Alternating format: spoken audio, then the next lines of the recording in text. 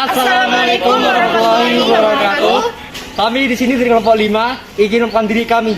Saya Tommy Lizar, di sebelah kanan saya Raudatul Jannah. Dan saya Ibnu Hasan. di sebelah kiri saya. Aulia Farati. Dan saya Sadan Setiawan. Kami di sini ingin menampilkan hasil diskusi kami lewat video berikut.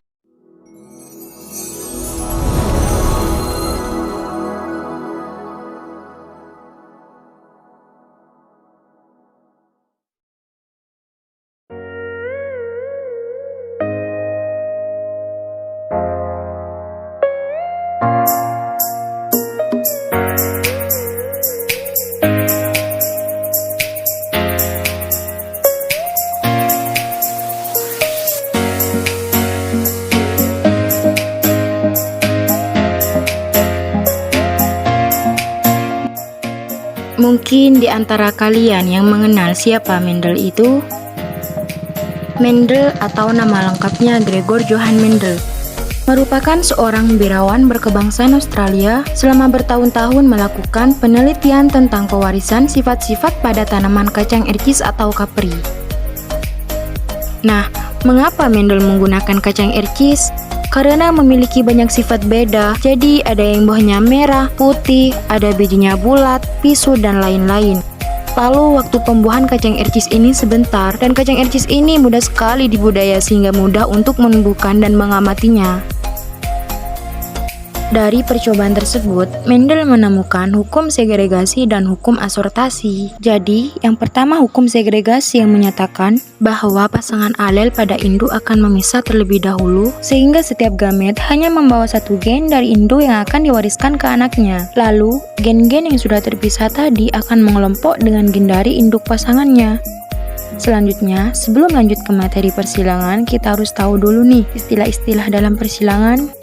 Ada parental atau biasa disingkat dengan P yang artinya induk, lalu F yaitu filial yang artinya keturunan, lalu ada sifat dominan yaitu sifat yang menutupi sifat resesif, dan ada sifat resesif yaitu sifat yang tertutupi oleh sifat dominan. Ada pula genotif yaitu sifat tak tampak biasanya dilambangkan dengan huruf-huruf, lalu ada fenotif yaitu sifat yang tampak oleh mata.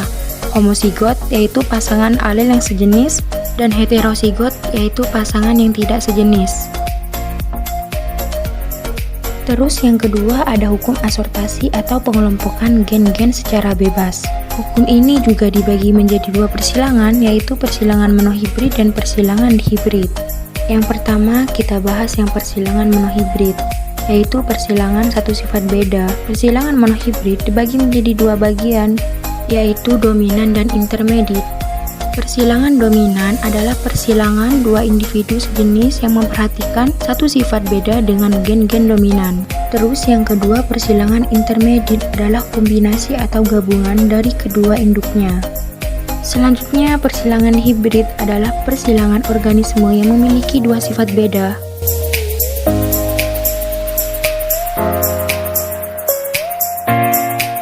Ada beberapa macam peristiwa yang dikategorikan sebagai penyimpangan semu hukum Mendel, yaitu atavisme atau interaksi, kriptomeri, epistasis dan hipostasis, komplementer, serta polimeri.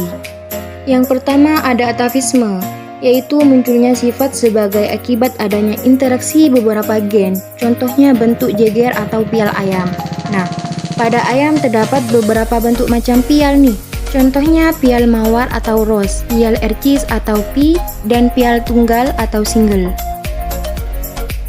Alel untuk pial mawar R besar dominan terhadap pial tunggal R kecil, adapun pial ercis ditentukan oleh gen P besar yang dominan terhadap pial tunggal P kecil.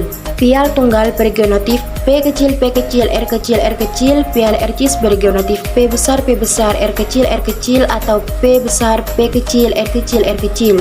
Dan pial mawar bergenotif P kecil R besar atau P kecil R besar R kecil. Gen R besar dan gen P besar bukan alel tetapi masing-masing dominan terhadap alelnya. Jika ayam berpial ercis homosigot disilangkan dengan ayam berpial mawar homosigot, keturunannya tidak memiliki pial ercis atau mawar tetapi pial bentuk lain yang disebut pial walnut.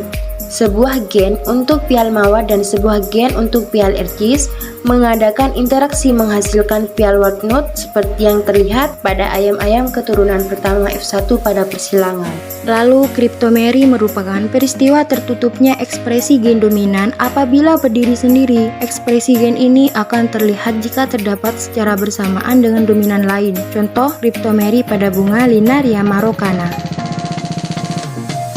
Persilangan antara bunga merah dan bunga putih homozigot akan menghasilkan keturunan F1 yang semuanya berbunga ungu.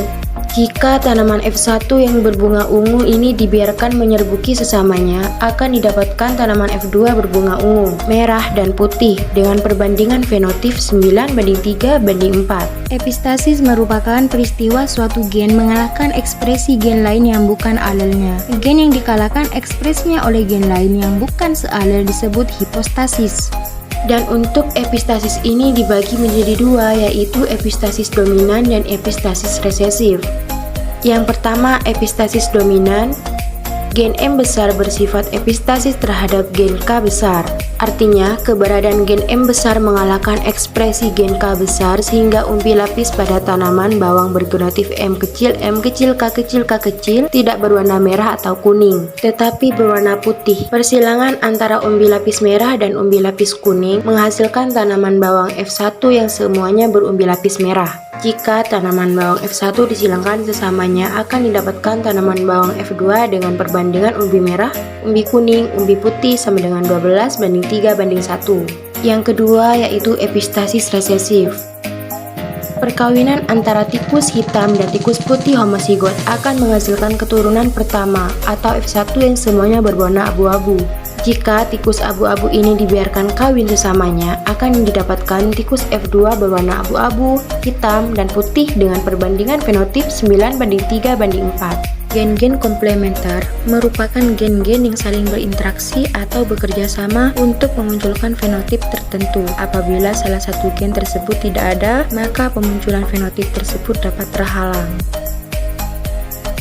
Persilangan antara dua tanaman kacang berbunga putih homozigot menghasilkan tanaman kacang F1 yang semuanya berbunga ungu. Jika F1 disilangkan dengan sesamanya, akan didapatkan tanaman kacang F2 yang berbunga ungu dan putih dengan perbandingan 9:7.